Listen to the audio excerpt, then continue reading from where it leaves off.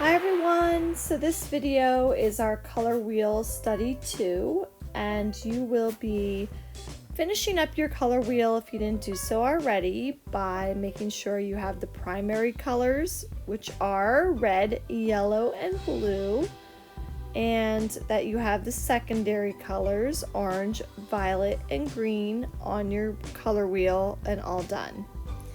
Then you'll fill in with the tertiary colors, which are those in-between colors, like the one I'm working on right there, which is a yellow-orange color, and the red-orange.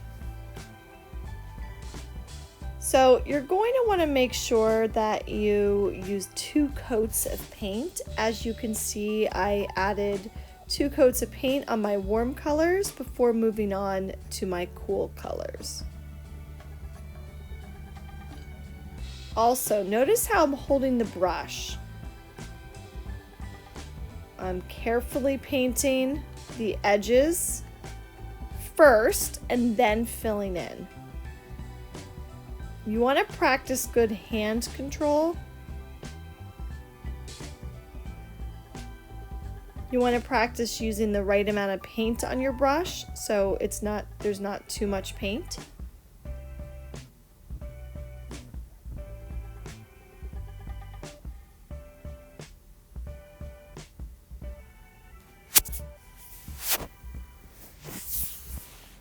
And again, you want to just practice good craftsmanship. Alright, so you've already seen that video on the color wheel. That was just a quick review. This lesson is about creating a 10 color scale, a 10 value color scale. You will add white to lighten, which is called a tint, and you will add black to darken. The pure hue is in the center. So a hue, remember, is the name of a color. You can pick whichever color you'd like. I chose red violet. So I added just a little bit of white to that red violet.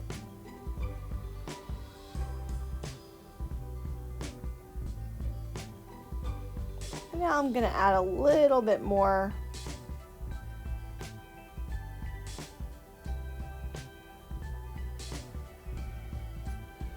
It's really helpful to keep your colors available so you can see what you made, and then also if you need to add a second coat, you already have the color still there.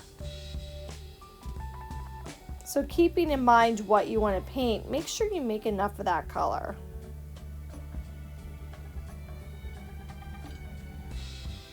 Then there's my lightest value that I'm adding in box number 1. So I pretty much just made a long box. There's 10 1-inch by 1-inch squares right next to each other. I just measured 10 inches. I used boxes. You could use a bunch of little circles or maybe a different shape, but I do want to see that you have 10 well-crafted values. Alright, so when you're done with that, you're going to move on to your complementary color set. And I chose red and green.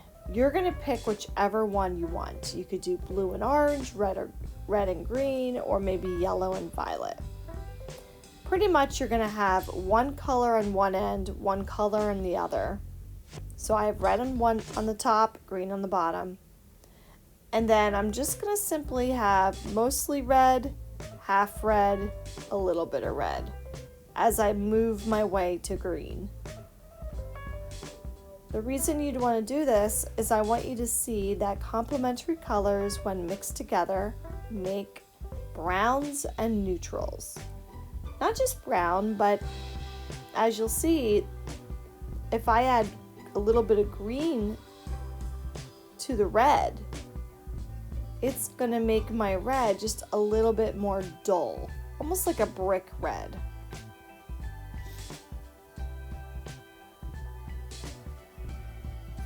So it's helpful to do the two ends first. As you can see, I have red, pure red and one side and pure green on the other.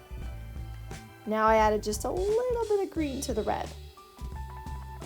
So it's still red, but it's a little darker and a little less intense. Now I'm going to try and get that 50-50. That was too red, so I added a little bit more green.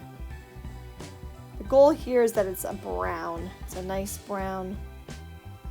Showing you that that's how you make skin tone. I would probably add some white.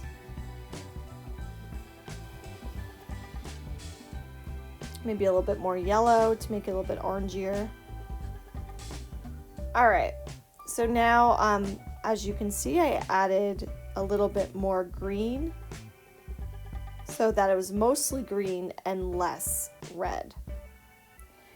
All right, so have fun getting your color scale and your complementary color scale done today.